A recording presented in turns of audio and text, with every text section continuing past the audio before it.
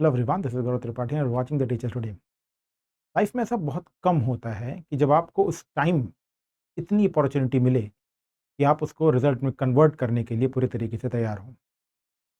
अगर आपने पिछले कुछ वर्षों में यूजीसी नेट जीआरएफ क्वालिफाई किया है तो ये वीडियो आपके लिए बहुत इंपॉर्टेंट रोल प्ले कर सकती है असिस्टेंट प्रोफेसर बनने के आपकी डेस्टिनेशन में।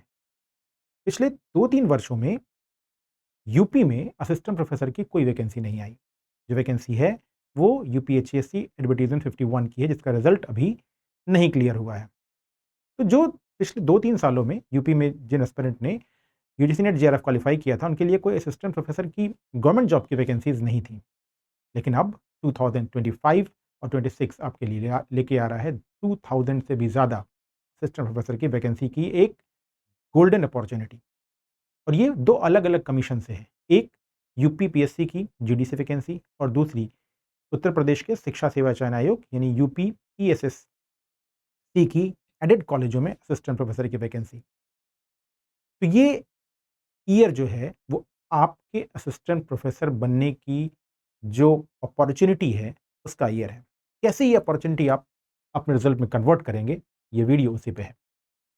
दो अलग अलग कमीशंस, एक यूपीपीएससी जीडीसी जिसकी वैकेंसी आ चुकी है, फॉर्म सबमिट हो चुके हैं और प्रिपरेशन एस्पिरेंट्स स्टार्ट कर चुके हैं। दूसरा एडवर्टीजमेंट 52 जिसकी वैकेंसी का जो अध्याचन है वो निदेशालय को मिल चुका है और 51 के खत्म होने के बाद ये भी वैकेंसी आपको देखने को मिलेगी।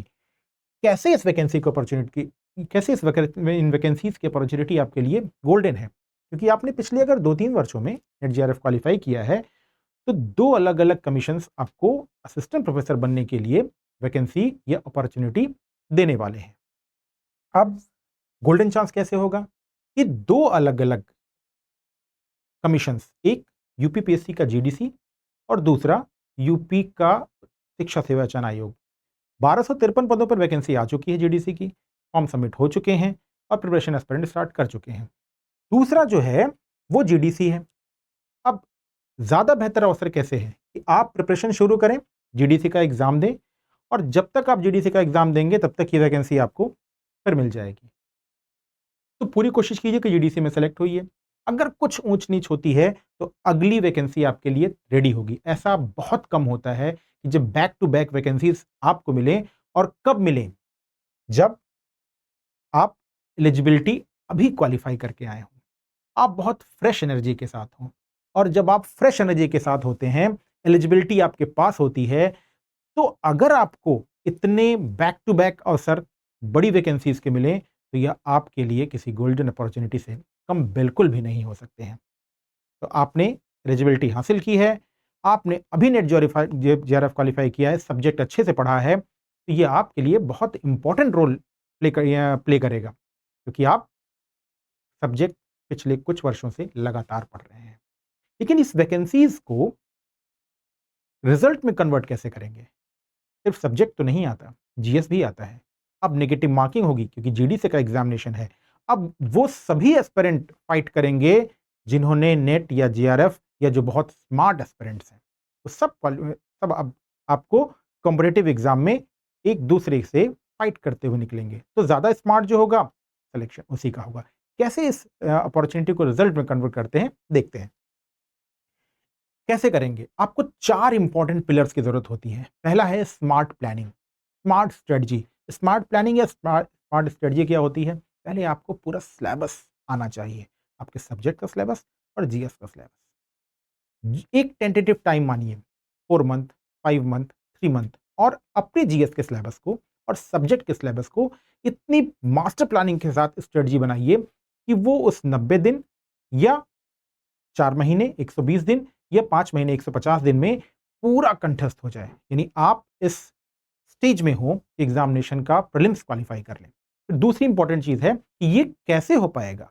स्ट्रेटजी तो बना ली, लेकिन जब तक आपका स्टडी मटेरियल बहुत फोकस्ड नहीं होगा, फोकस्ड आपके एग्जामिनेशन को लेकर के, फोकस्ड इतना इजी हो, फोकस्ड प्रैक्टिस भी हो, फोकस्ड इस मामले में कि जो एग्जामिनेशन में आपकी नीड हो एग्जामिनेशन की उसी पे बेस्ड हो, क्योंकि जीएस बहुत बड़ा है और जब जीएस आएगा तो आपको बहुत ज्यादा स्टडी मटेरियल पढ़ने की जरूरत नहीं पड़े, ऐसा स्टडी मटेरियल हो।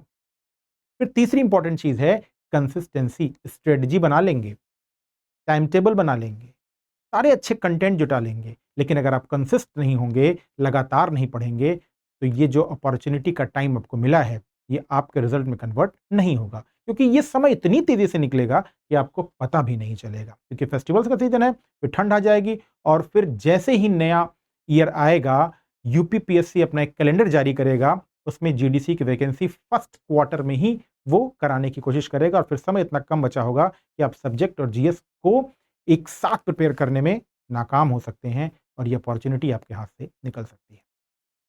चौथी और इंपॉर्टेंट चीज़ कि आपको एक प्रॉपर मेंटोरशिप की ज़रूरत होती है। गाइडेंस एक अलग प्रोसेस है, मेंटोरशिप एक अलग प्रोसेस है, क्योंकि आपके पास एनर्जी है, आपने पढ़ाई की है, सब्जेक्ट आपको आता है। कुछ ऐसे एस्पिरेंट भी होंगे जो सिविल सर्विसेज की प्रिपरेशन कर रहे होंगे, उनको जीएस भी आता है, उनके पास जीएस के नोट्स हैं, उन्होंने जीएस पढ़ा है। लेकिन इंपॉर्टेंट क्या है कि आपको इन तीनों पैरामीटर्स पे लगातार चलाने के लिए एक मेंटोरशिप की जरूरत होगी।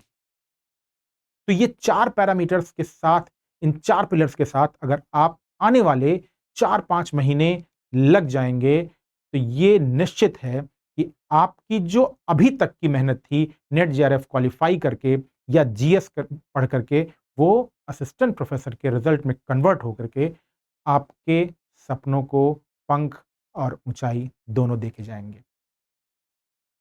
तो ये टाइम बहुत इंपॉर्टेंट है, इसे मिस नहीं करना है।